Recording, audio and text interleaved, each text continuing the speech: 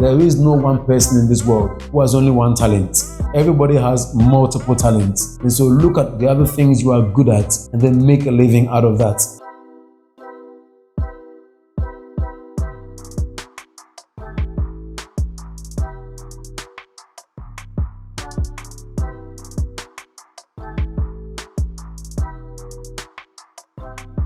My advice for people who want to be a professional or people who wanted to be a certain professional but could not achieve that dream is that look at the life you have now and make the most of it.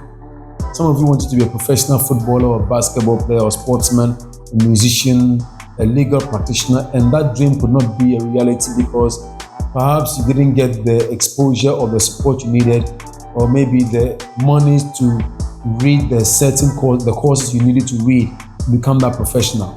There are always other opportunities you can create for yourself. God has blessed every one of us with multiple talents. So if you cannot succeed in one area of life, look at what other talents you also have. There is no one person in this world who has only one talent.